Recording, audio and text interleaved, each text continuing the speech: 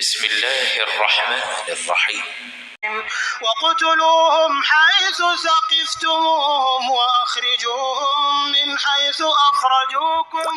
والفتنة أشد من القتل ولا تقاتلوهم عند المسجد الحرام حتى يقاتلوكم فيه فإن قاتلوكم فاقتلوهم كذلك جزاء الكافرين فإن انتهوا فإن الله غفور رحيم وقاتلوهم حتى لا تكون فتنة ويكون الدين لله فإن انتهوا فلا عدوان إلا على الظالمين.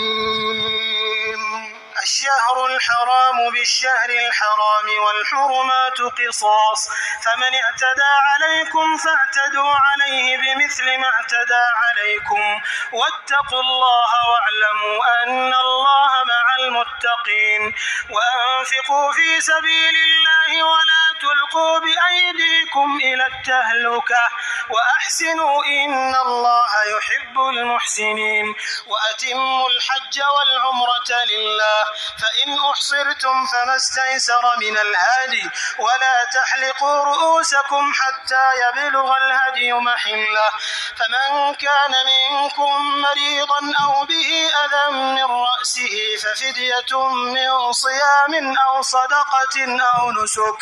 فإذا أمنتم فمن تمتع بالعمرة إلى الحج فما استيسر من الهدي فمن لم يجد فصيام 3 أيام في الحج و7 إذا رجعتم تلك 10 كاملة ذلك لمن لم يكن أهله حاضر المسجد الحرام واتقوا الله واعلموا أن الله شديد العقاب.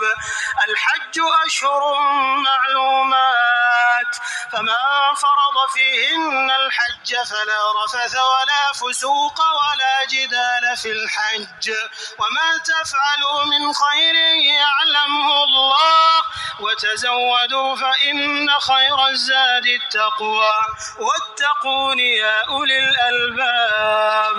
ليس عليكم جناح أن تبتغوا فضلا من ربكم فإذا أفضتم من عرفات فاذكروا الله عند المشعر الحرام واذكروه كما هداكم وإن كنتم من قبله لمن